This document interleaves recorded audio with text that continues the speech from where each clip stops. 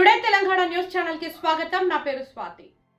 కరీంనగర్లోని స్థానిక ఫిలిం భవన్లో తెలంగాణ ప్రజా సమితి ఉత్తర తెలంగాణ ప్రతినిధుల సభను ఏర్పాటు చేశారు. ఈ సమావేశానికి రాష్ట్ర అధ్యక్షులు కేంసారం తిరుపతి ముఖ్య అతిథిగా హాజరైనారు.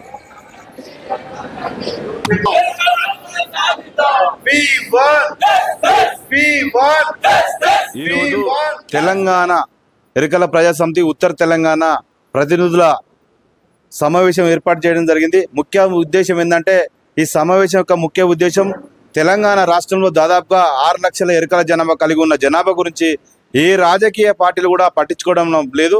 ఎందుకంటే ముఖ్యంగా కాంగ్రెస్ ప్రభుత్వం అధికారంలోకి వచ్చేటప్పుడు ఏదైతే ఎరికల కులస్తులు అట్టడుగు స్థాయిలో ఉన్నారో వారి కోసము ప్రత్యేక కార్పొరేషన్ ఏర్పాటు చేయడం జరుగుతుందని హామీ ఇవ్వడం జరిగింది.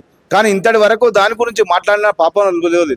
ఏదైతే తెలంగాణ రాష్ట్రంలో నివసిస్తున్న ఎరికల ప్రజల కోసము కేవలం మాది ఒకే ఒక డిమాండ్, పందుల పెంపకదారుల కోసము ప్రతి ఒక్క కుటుంబానికి 7 గుంటల భూమి స్థలం ఇచ్చినట్టయితే ఎరికల కులస్తులను ఆదుకున్నట్టయితుందని మేము ప్రభుత్వాన్ని డిమాండ్ చేస్తున్నాం.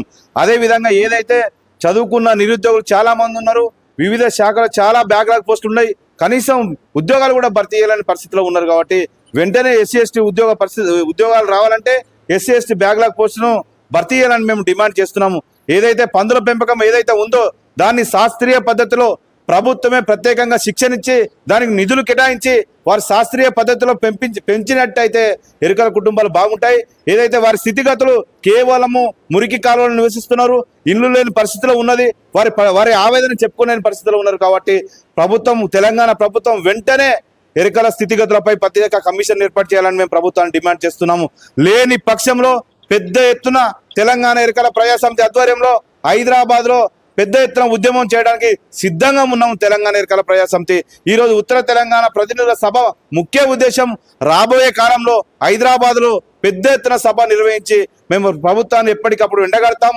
కాంగ్రెస్ ప్రభుత్వాన్ని ఏదైతే ప్రభుత్వం ఇచ్చిన హామీని నిలబెట్టుకుంటున్నామో, ఏదైతే మేము వేరే కోరిక లేదు, భవిష్యత్తులోనే మాకు అవకాశం ఇచ్చినట్టయితే మా తెలంగాణ ఎరికల ప్రజా సమితి రాష్ట్ర కమిటీ మరియు జిల్లాల కమిటీ ఆధ్వర్యంలో మేము ముఖ్యమంత్రి రేవంత్ రెడ్డి గారిని కలవబోతున్నామని తెలియజేస్తున్నాము.